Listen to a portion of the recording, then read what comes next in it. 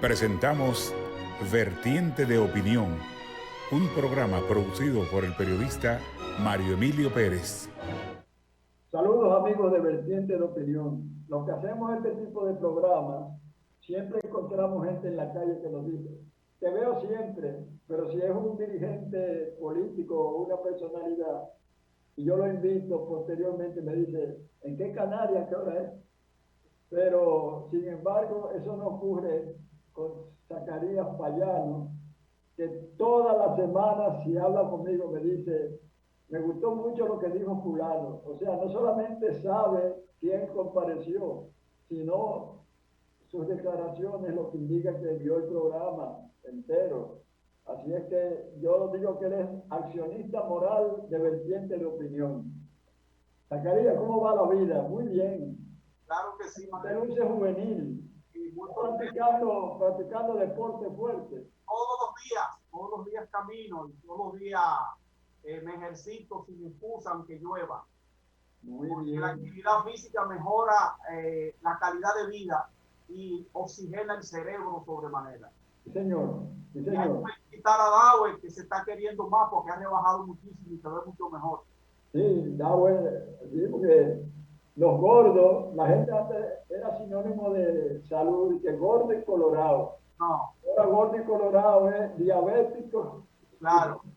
Es un enfermo. diabético e hipertenso. Inclusive ya la Organización Mundial de la Salud lo considera como una patología, como una enfermedad. Sí, señor. La obesidad. Así Bueno, es. yo tengo 3 amigos que murieron por la cuchara. Sí. Fue un cucharicidio. Ya. Bueno, saben ustedes que este programa se transmite por la frecuencia 6, tanto de Altiz como de Claro, a través del canal del Sol, de 9 a 10 de la noche, domingos.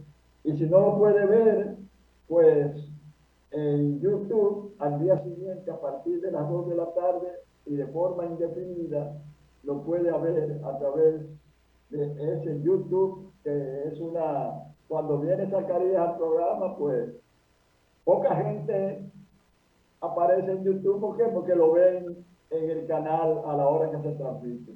Volvemos después de esta pausa con este prestigioso y honesto jurista dominicano.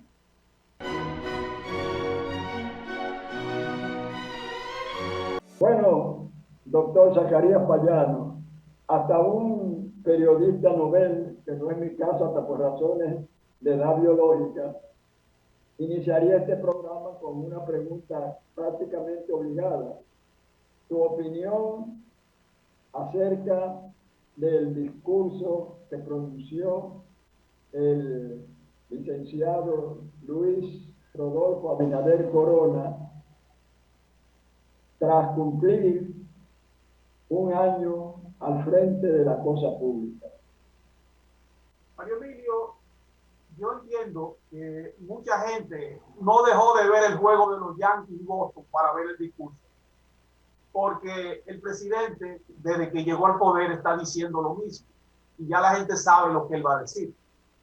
Como él comparece tanto a los diferentes medios de comunicación en las diversas actividades que desarrolla, que realiza, él vive repitiendo lo mismo. Entonces la gente ya ha perdido el interés de verlo. Se creó toda una parafernalia incorrecta para que el presidente pronunciara el discurso, y eso creo que en vez de favorecer que la gente lo viera, lo que hizo fue que evitó que la gente lo viera mayoritariamente.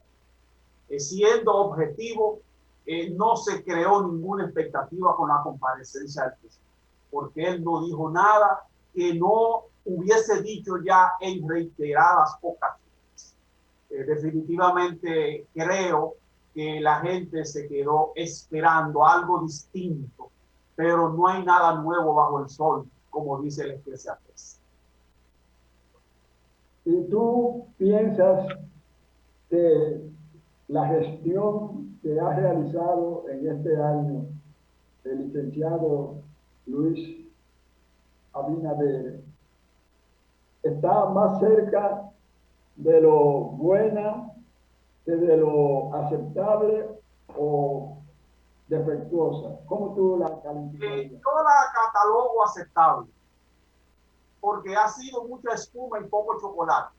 Y si no, vamos a referir a lo que dice Ramón Alburquerque, que es del mismo partido de gobierno. O sea, los funcionarios actuales están haciendo lo mismo que ellos criticaban al gobierno anterior. No aparecen para nadie. Tú llamas para cuestiones de trabajo y no cogen teléfono ni contestan. Por ejemplo, yo particularmente en el ejercicio de mis actividades profesionales llamé a Antoliano Peralta, nunca contestó. Llamé a Enrique García, nunca contestó. Llamé a Licho Matos, me cogió el teléfono 2 veces y después jamás me lo ha tomado. Llamé a José Marte, a la Junta de Aviación Civil, le dijo a alguien que ni me conocía. Imagínate tú, esos son los funcionarios de este gobierno haciendo lo mismo que criticaban del gobierno pasado y que eso fue lo que provocó que salieran del poder. No que los actuales eran populares y por eso llegaron. Entonces, el Congreso, mira, ya pasó un año y ni siquiera el Código Penal lo han aprobado. No han aprobado nada. Ha sido más de lo mismo, nuevos actores, pero con las mismas escenas. Tú ves que el plan social aumentan, pero ahora la gente se cansa de ir y no aparece. Lo sacan de la nómina, lo sacan de la subvención.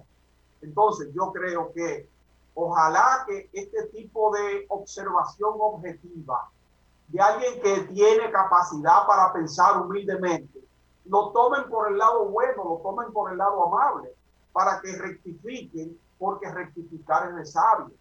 Y al inicio de este nuevo año, el segundo, puedan corregir el camino errático de más de lo mismo que han estado transitando. Yo creo, Zacarías, a juzgar por tus declaraciones, que tu movimiento de votantes independientes no está activo. Obviamente, en política en este momento nadie está activo, María Emilia, porque estamos en una especie de receso, estamos en un proceso de salida lenta del virus del COVID-19 y este país ha vivido en elecciones permanentes. Creo que sería una impertinencia hablar de política en esta coyuntura. Pero obviamente uno, como persona que tiene inquietudes políticas, para ponerla en beneficio de la colectividad, para que las cosas mejoren, nunca puede estar al margen de lo que ocurre en nuestra sociedad. Y por eso, gracias a espacios como el tuyo, vertiente de opinión que tanta gente ve, uno tiene la oportunidad de expresar su punto de vista de manera objetiva, no pensando en que le vaya a caer bien o mal a unos o a otros, sino diciendo lo que uno percibe en las calles y lo que uno puede darse cuenta con una mente que puede utilizarla de manera objetiva sin la idea de causarle malos momentos a nadie. Tú sabes que yo siempre hago hincapié cuando estás aquí en pantalla, en vertiente de opinión, de que hay un 60% del doctor Zacarías Payano, diestro jurisconsulto, y el amante del béisbol con su academia de béisbol juvenil. Sí. Entonces, ¿cómo van las actividades de la academia?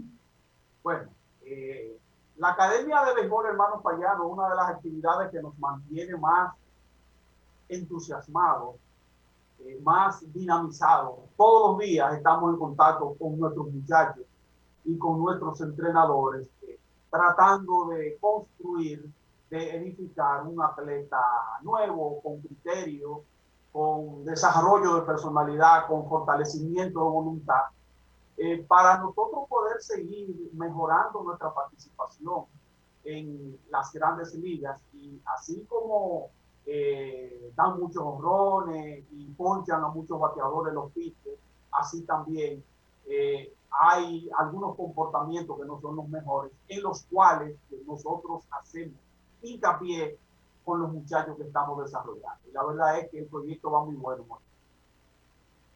Y en cuanto a tu actividad profesional como jurista experimentado, tú siempre hablabas en vertiente de opinión sobre las circunstancias del ejercicio profesional del derecho en el país.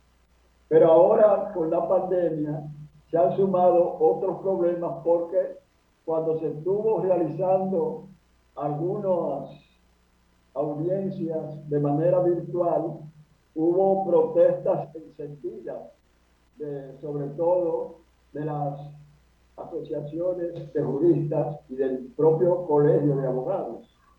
Mario Emilio, yo entiendo que la justicia está en su peor momento, porque tuviste que la virtualidad fue declarada inconstitucional por el Tribunal Constitucional, porque se quiso imponer un sistema de manera acelerada que vulneraba derechos establecidos respecto del proceso, respecto de la publicidad, respecto de la contradictoriedad del proceso. Yo entiendo que cualquiera que pueda resolver un problema sin tener que ir a la justicia, aunque pierda, debe hacerlo. Porque ir a la justicia es prácticamente nunca ver un resultado final. Y a veces cuando llegan los sombreros ya ni siquiera hay cabezas. Por ejemplo, yo tengo un caso que tiene 20 años en la Suprema Corte de Justicia en este momento. Vuelve a la Suprema por segunda vez. Imagínate tú en 20 años cuántas cosas pasan, Mario. Y todavía no hay esperanza de que eso se resuelva. Inclusive con conflictos entre jueces, entre la cúpula del Poder Judicial. Tuviste que varios jueces de la Suprema el día pasado tuvieron enfrentamientos fuertes que fueron recogidos en los medios de comunicación con el presidente de ese tribunal. Porque se ha llegado a posiciones de ese nivel, no por capacidad, sino por vinculación política. Lamentablemente, te reitero, que la justicia está en su peor momento. Pero a veces, cuando se enfoca un problema, como en este caso lo estás haciendo con la justicia, puede aparecer una luz al final del túnel, porque los problemas que vislumbran solución inmediata o inmediata, pues se ve con una óptica de menor pesimismo. Bueno, Mario Emilio, hay un refrán que dice que algún día ahorcan blanco, pero yo nunca he visto que han ahorcado blanco. Desde que uno nació está escuchando eso, que las cosas van a mejorar, que las cosas van a mejorar, sin embargo, no mejoran y muchas veces la gente llega a la conclusión de desear lo anterior, de desear lo viejo, de desear lo pasado, a desear lo que se está viviendo en el presente. O sea, yo creo que para que pueda haber una mejoría, es probable que haya que importar gente de otro sitio para que venga a administrar lo nuestro, porque definitivamente nosotros no hemos dado pie con bola en ningún lugar que hemos tenido como ciudadanos, como país, como funcionarios la oportunidad de desenvolvernos, de desempeñarnos, porque inmediatamente llegamos, sufrimos una metamorfosis. Y todo lo que criticamos cuando estábamos abajo, lo hacemos cuando estamos arriba. Yo no me imaginé que en este gobierno iba a haber gente que iba a parar el tránsito con un franqueador. Eso se lo criticaban los anteriores y eso está ocurriendo ahora, Mario Emilio. Y entonces, ¿a quién le creo? O sea, no hay esperanza en ese sentido. Por lo menos yo que estoy adentro. Yo no soy un individuo que tenga gradas. Yo estoy adentro como actor. Y te lo digo que francamente, antes de ir a pedir, porque en cierto modo es mendigar justicia, uno lo piensa dos veces. Indudablemente que tú eres un hombre bien informado. Cuando he conversado contigo a través de la vía telefónica sobre el acontecer político tanto nacional como internacional, pues me da siempre la impresión de que eres un hombre bien intencionado. El terremoto de Haití ha puesto de manifiesto nuevamente la generosidad fraterna del pueblo dominicano, que rápida y abundantemente ha ido en auxilio de ese pobre pueblo, una nación que ya muchos analistas del acontecer nacional y muchos estadistas y dirigentes políticos de América Latina y del resto del mundo lo ven como un estado fallido. Y entonces el terremoto del 2010 y este reciente ponen de manifiesto que el infortunio se cierne a veces de forma impensable sobre esa nación hermana. Definitivamente que la República Dominicana ha hecho lo que tenía que hacer, que era ir en solidaridad masiva, mayoritaria, entusiasta a favor del pueblo haitiano. Ese pueblo que acaba de vivir un magnicidio, entonces le llega un terremoto, un fenómeno de la naturaleza que nadie puede prever. O sea que lamentablemente tiene mala suerte, si es que la suerte existe. Pero la República Dominicana necesariamente tiene que ir en apoyo de ese pueblo, porque si la situación se pone inmanejable allá, las consecuencias las pagamos nosotros. Y es preferible que le llevemos todo lo que podamos. Afortunadamente el país produce de todo lo que no producen los haitianos y podemos suplirles a ellos sin que nos haga falta a nosotros para nuestro consumo. Creo que el gobierno en ese sentido ha actuado correctamente y ojalá que la comunidad internacional se vuelque en favor de ese pueblo, imitando a la República Dominicana. El magnicidio que se produjo en Haití contra el presidente Jovenel Moïse hace pensar que tuvo quizás antecedentes previsibles. Por ejemplo, las protestas se sucedían casi de forma diaria e incluso en una ocasión hubo una matanza, 15 haitianos cayeron bajo el plomo de las autoridades militares y policiales haitianas. Entonces, no se previó, pero parece que actuaron sectores haitianos, pero que estaban residiendo fuera del país y que tenían ambiciones desmesuradas. Yo creo, Mario Emilio, que el ser humano no puede aferrarse a nada material aquí en la tierra, porque todos estamos en un tránsito. Esto es provisional. No se sabe cuándo nos vayamos para el viaje sin regreso.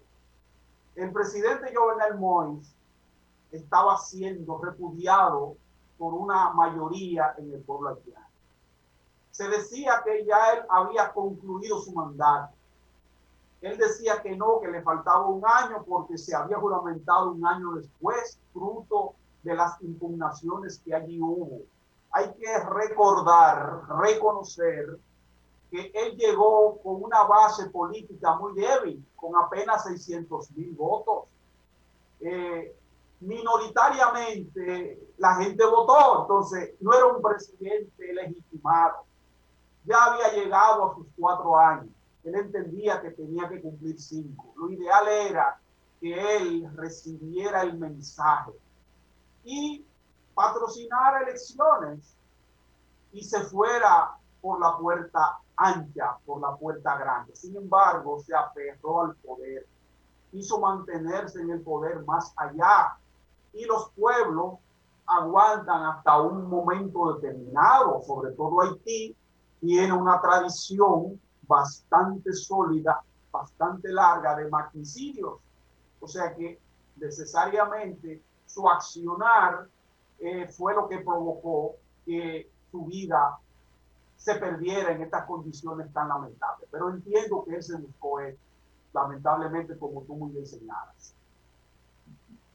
Tú sabes que hay una palabra, reelección, que en el pueblo dominicano ha sido causa de gravísimos aconteceres, como el caso de la obsesión reeleccionista del presidente Horacio Vázquez, que determinó una sublevación contra ese proyecto y cuya culminación fue la toma del poder por Rafael Leónidas Trujillo Molina, que nos condenó a una dictadura implacable y despiadada durante 31 años.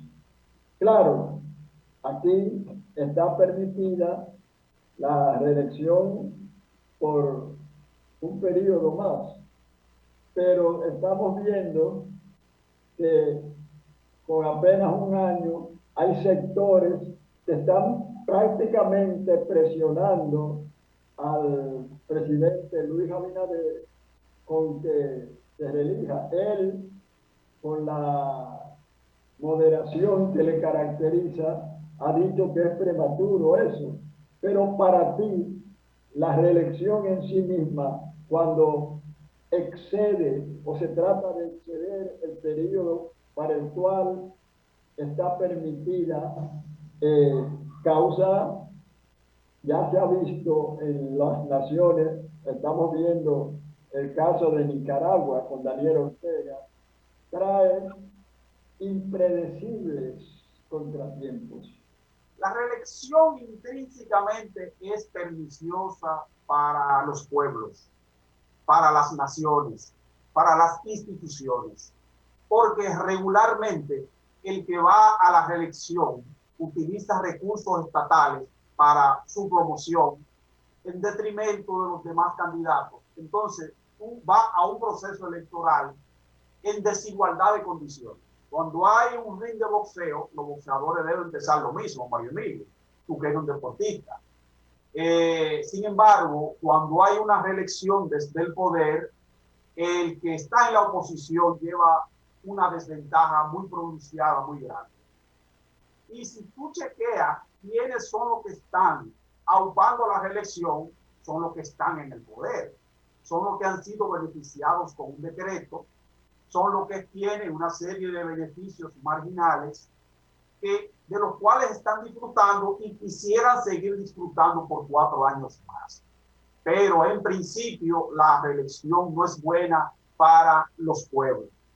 La declaración, la reacción del presidente es la normal de un político, de un presidente en el poder, decir que es extemporáneo, apenas tiene un año en el gobierno, faltan 3 años y ya veremos. Mira, yo entiendo que es correcto lo que él está diciendo, pero tú puedes estar seguro 100% que se va a repostular. Ahora, una cosa es la repostulación, que es que el presidente opte por el segundo periodo a que lo faculta la Constitución, y otra cosa es la reelección, es decir, que el pueblo vote por él de nuevo, porque muchas cosas pueden pasar en 3 años.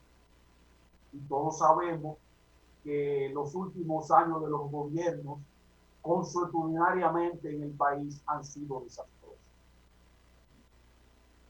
Vamos a seguir dando vueltas tanto por la política nacional como internacional. Da pena que un hombre que combatió con riesgo alto de su vida a la dictadura sangrienta de Anastasio Somoza en Nicaragua sea hoy un obseso y que incluso esté actuando como un dictador más en Nicaragua.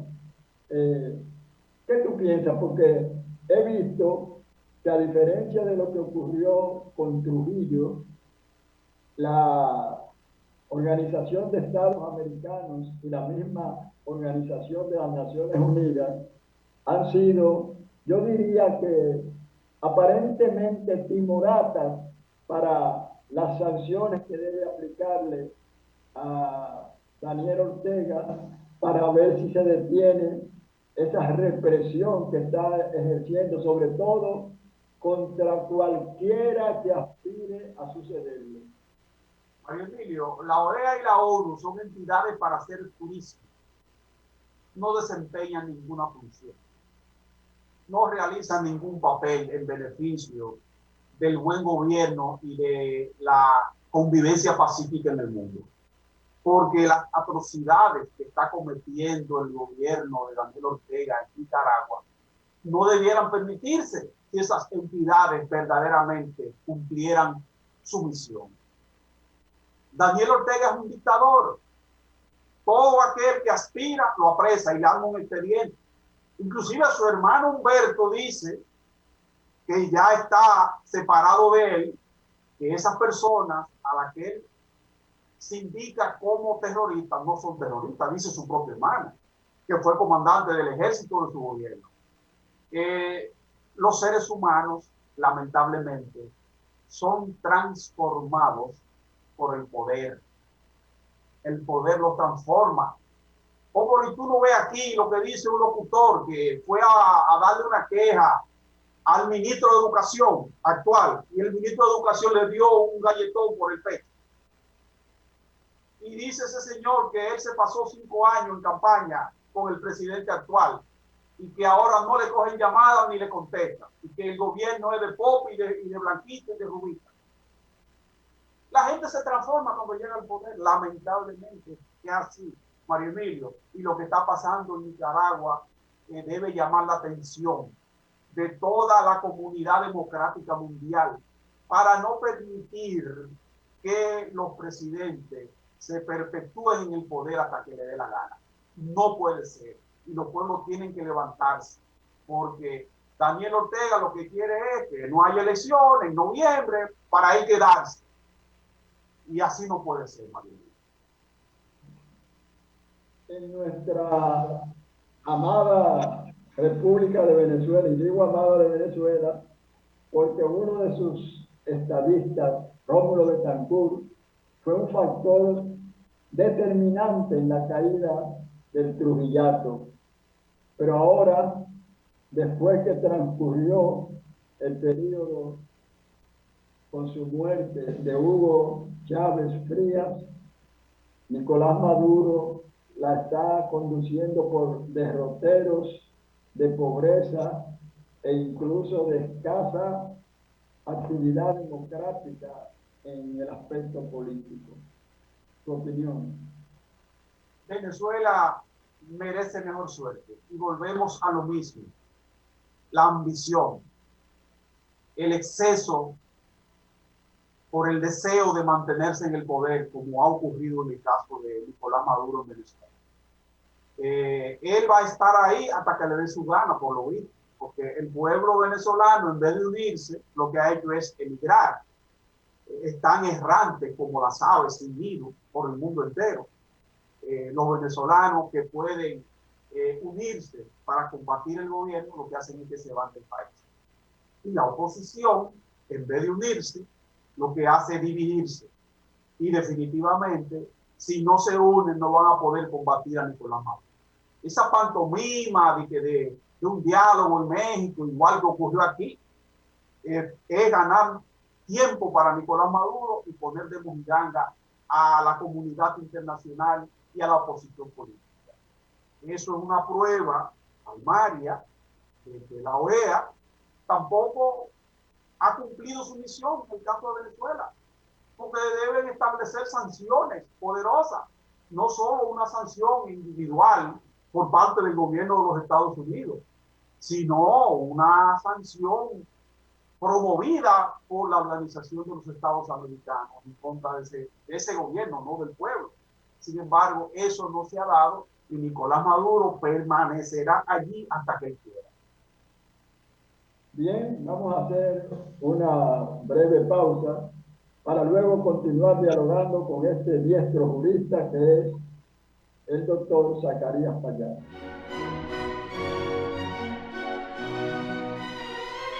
Estamos dialogando con este hombre que indudablemente no rehuye ninguna pregunta y que no solamente no rehuye, sino que la contesta siempre con moderación, cuidado y siempre manteniendo altura de miras en cuanto a los criterios que estén. Zacarías, Afganistán, tan lejos que está, Sin embargo, acuérdate de la frase de Terencio que colocaba en su mancheta de su columna Microscopio Orlando Martínez: nada humano me es ajeno. Los talibanes reconquistaron el poder, claro, después que se retiraron las fuerzas militares norteamericanas. Parece que Joe Biden y sus asesores inmediatos se descuidaron, porque era de esperar, y yo mismo calculé que tras el retiro iba a ser rápida la acción de los talibanes, y ahí están, claro, los talibanes están actuando con un mayor cuidado y moderación que en su dominio anterior. ¿Cuál es tu opinión acerca de lo que puede ocurrir en la política mundial ahora que China, Estados Unidos, Rusia, Corea del Norte y otras naciones están en una especie no declarada de guerra fría a punto de calentarse aparentemente? Obviamente que hay una guerra implícita entre estas potencias.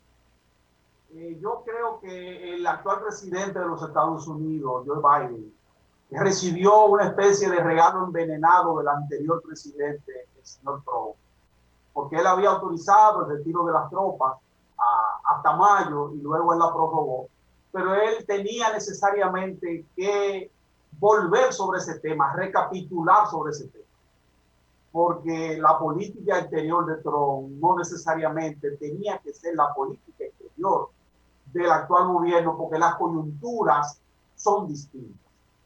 Hay que saber que hay un problema de geopolítica en el asunto del control de Afganistán. Es un país nómada, es un país compuesto por tribus, es un país donde la mayoría no sabe leer ni escribir, donde hay muchísimos dialectos, o sea, donde no hay homogeneidad en el pensamiento y en el comportamiento y en el accionar. Los Estados Unidos pretendieron en cierto modo democratizar ese pueblo, algo que es imposible. Después de 20 años se dieron cuenta que había sido un fracaso, y cuando se van a retirar, que deben proveerle seguridad a la gente que le apoyó y que le siguió, prácticamente lo desamparan y lo dejan solo. La lucha por el control de Afganistán, obviamente, que no va a tener preponderancia a los Estados Unidos. Yo entiendo que China es que se va a salir con la suya, porque hay que saber que las grandes reservas de litio que tiene Afganistán es lo que mantiene el interés de las potencias. Y creo que quien ha estado dándole soporte económico fundamentalmente, y militar y tecnológico a los talibanes es el gobierno chino, de manera sigilosa, de manera discreta, porque los chinos no hacen mucho bulto, no hacen mucha bulla, pero hacen su trabajo. Trabajan como la hormiga. Entiendo que la situación mundial va a seguir exacerbada como consecuencia de lo que está pasando allí, y que definitivamente los talibanes vienen con cierta moderación, porque eso es lo que le están exigiendo los chinos, que son prácticamente los titiriteros de ellos. Indudablemente que los que vivimos los años de la Guerra Fría entre China, la Unión Soviética y los Estados Unidos, que se reflejaba tanto en el continente americano, pues estamos siempre muy alertas y hasta temerosos de que cualquier conflagración mundial, ahora que el armamento de las naciones de poder es mucho más destructivo, pues nos cuidamos en cuanto a que en ningún momento podríamos exhortar a nuestros gobernantes que participen siquiera con opiniones reiterativas en esos conflictos. Pero parece que quizás el miedo a la destrucción masiva del planeta que se podría producir con un enfrentamiento entre esas potencias tan demoledoramente poseedoras de armamento destructivo, pues se van a contener. Y hasta ahora ha habido una mediana contención. ¿Qué opinas? Esa conflagración no se va a dar, Mario Emilio, porque si tú chequeas históricamente, los poderosos lo que hacen es que pulsean, no pelean, porque ellos preservan sus intereses. Y por eso la Guerra Fría. Obviamente China, Estados Unidos, Rusia, India, Pakistán, que son entidades, son países que tienen armamentos nucleares, se pondrán de acuerdo. Pakistán es un vecino fronterizo con Afganistán, y obviamente que se pondrán de acuerdo y evitarán que se produzca un enfrentamiento de dimensiones internacionales. Pero creo que de todo este proceso, la imagen de los Estados Unidos ha quedado muy fea, ha quedado muy mal parado lo que es el presidente actual. Los chinos definitivamente creo que se van a salir con la de ellos. Van a controlar esos territorios, van a controlar esas posesiones mineras que hay allí, y algo le quedará a los rusos por la cuestión aquella del opio, porque hay una negociación muy fuerte con la mafia rusa. El opio que se produce en todo Afganistán es trasladado a Rusia, y creo que los Estados Unidos, con esta situación de descrédito que está viviendo a nivel mundial, va a ser la parte más perjudicada. Retornemos a la querida nación dominicana y su política. Uno de los aciertos que hasta opositores reconocen es el manejo diestro, perseverante, consagrado que ha tenido el presidente Luis Abinader para combatir la temible pandemia del COVID-19 que abate a la humanidad. Y, sin embargo, muchos virólogos, epidemiólogos e infectólogos y otros hogos están hablando de que la vacuna, que no tiene un efecto protector absoluto, no debería inocularse a alguna gente. Y eso ha producido, yo conozco personas de lecturas, de cultura, incluso de conocimientos mínimos sobre medicina, que no se han vacunado. ¿Tu opinión? Bueno, el ser humano es una caja de sorpresa, María Elena. Cada quien reacciona de manera distinta. Yo le creo a los científicos, al doctor Anthony Fauci, una eminencia de los Estados Unidos, y a lo que dice la Organización Mundial de la Salud. Ellos han dicho que la vacuna es lo mejor que hay y que no debemos cuestionar. Entonces, ¿qué calidad tiene cualquier individuo, por más experto que sea en otras ramas, sobre un tema que no domina? Porque, en definitiva, como decía Albert Einstein, en algún momento sobre algo seremos ignorantes. Creo que el gobierno, como muy bien tú señalas, que inclusive hasta la oposición lo ha reconocido, ha manejado bien el tema de la vacunación, el tema de la prevención. Dominicana es de los pocos países que tiene de los mayores niveles de vacunación, muy por encima inclusive de países desarrollados, y sin duda que eso hay que reconocérselo al actual gobierno, porque se mandó rápidamente para China cuando las vacunas contratadas con laboratorios americanos no llegaron a tiempo. O sea que en ese sentido hay que felicitar al gobierno y hay que darle al César lo que es del César y a Dios lo que es de Dios. Indudablemente,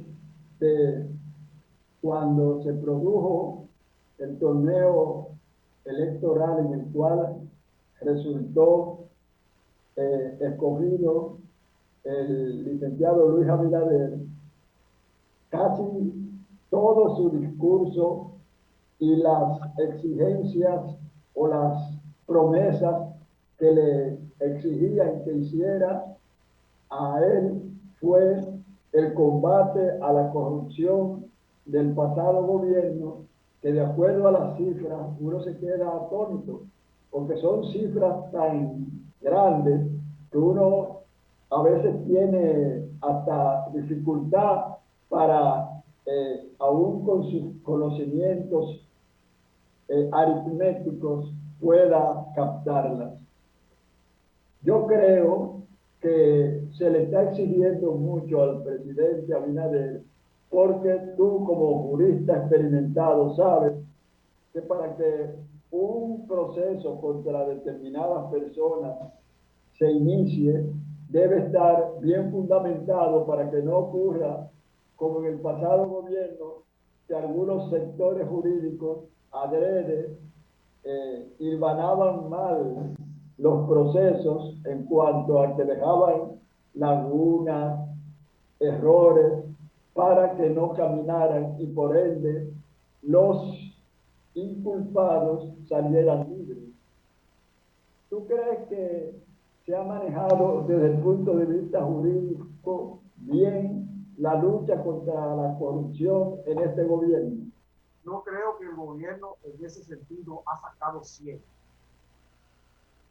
En pocos casos ha sido tan alta su aceptación como este. Lo que dijo en campaña lo está cumpliendo desde el poder, persiguiendo la corrupción de manera independiente, la anterior y la actual inclusive. Contrató abogados independientes para que llevaran los procesos, para que tuvieran más tiempo y más facilidades para acopiar las pruebas. Naturalmente, al presidente no le pueden exigir que se inicie el nuevo proceso porque eso no depende de él. A la institución contrata a sus abogados y lo somete a la justicia, y la justicia, en este caso a través del Ministerio Público, que es el que persigue, que es el que presenta acusación en representación del Estado Dominicano, y de esa manera el proceso inicia su curso normal. Eso no depende del presidente de la República. Lo que pasa es que como vivimos en un sistema presidencialista, aquí la gente cree que todo lo debe hacer el presidente, y no es así. La corrupción ha producido que, como algunos sectores congresionales han tenido problemas judiciales antes de acceder a sus cargos en ese poder del Estado, la llamada extinción de dominio. O sea, que una vez que sean condenados personas acusadas de corrupción, se vean obligadas a entregar al Estado las riquezas acumuladas de manera irregular, de manera delictiva, sea entregada, y entonces parecería que se le está dando largas a ese asunto, y que quizás nunca sea aprobada en el Congreso la extinción de dominio. Mario Emilio, eso no se ha aprobado porque no hay voluntad política para que se apruebe. Si hubiese voluntad política, se aprobara. El gobierno actual puede conseguir la mayoría que le falta en la Cámara Baja para aprobarla, pero no hay voluntad política. Como no hay voluntad política para aprobar el Código Penal, y como no hay voluntad política para hacer las modificaciones legales que amerita la reforma constitucional del 2010, que hace 11 años y que no se han hecho. Aquí se aprueba lo que le conviene al sector político hegemónico del momento. Y parece ser que al sector político hegemónico de la actualidad no le conviene que se apruebe la ley de extinción de dominio. Se habla de que no solamente están opuestos sectores congresionales que corresponden a partidos políticos de oposición, sino también algunos del propio partido oficialista. Claro, pero ¿cuántos legisladores del actual gobierno están presos en Estados Unidos por negocios irregulares? Inclusive extraditados. Inclusive uno lo agarraron en el aeropuerto de Miami. Y hay una diputada de esa jurisdicción por ahí también que se apoderó un juez de instrucción de la Suprema Corte de Justicia. Eso tiene que ver con la ley de extinción de dominio. O sea, no hay voluntad política. Lo mismo que se puede decir de la extinción de dominio y lo difícil que será que sea aprobada en el Congreso, se puede hablar también de lo largo y tedioso que ha sido la aprobación del nuevo Código Penal. Ya ese código tiene 20 años en el Congreso Nacional. Entonces, si hay voluntad política, este gobierno da las instrucciones para que se apruebe. Ya tienen un año. Recuérdate que el presidente de la Cámara de Diputados, al día siguiente de juramentarse, dijo que ese código y una serie de leyes pendientes se iban a aprobar inmediato, y ya pasó un año y no se ha aprobado. Y ese señor tiene 40 años en la Cámara de Diputados. Yo quiero que tú me digas cuál ha sido la realización que él ha tenido allí para beneficio del país. O sea, tú llegas a la conclusión que mucha gente aquí hay que cambiarle en la cédula la profesión y ponerle diputado o ponerle senador. Pero ¿cuál ha sido el beneficio que eso ha generado para la convivencia, para el mejoramiento de la calidad de vida de los conciudadanos de esa persona? Cero. Porque es para beneficio propio que se va a esas posiciones. Uno de los obstáculos mayores para la aprobación de ese nuevo Código Penal ha sido en relación con el aborto, donde muchos amplios sectores de la vida nacional quieren que se apruebe con las llamadas 3 causales del aborto, a lo cual se oponen de manera decidida, reiterativa, constante, todos los sectores religiosos del país. Bueno, pero el actual gobernante dijo que él estaba de acuerdo con las 3 causales cuando estaba en la oposición. Y es una ocasión fantástica para él ser coherente con lo que decía cuando no tenía el poder. O sea, que ahora haga cumplir esa palabra y que se la juegue, porque hay sectores más mayoritarios que están de acuerdo con las 3 causales. Porque tú no puedes permitir un producto que no viene bien, ni tú puedes permitir un producto de una violación, porque va a ser una fatalidad eterna para ese ser y para el que lo va a parir. Entonces, no puede ser. Hay que ser coherente con lo que se dice y con lo que se hace. Lo que pasa es que cuando se está en la oposición se actúa de una manera y cuando se llega al poder se actúa de otra. Mira los préstamos del Congreso. Préstamos y préstamos y préstamos. Lo que hoy lo aprueban, ayer lo criticaban. Entonces así no puede ser, Marilyn. Bien, ya Elvin Mejía, el diestro técnico que dirige este canal, digo este canal porque ya yo tengo muchos años en el canal del Sol.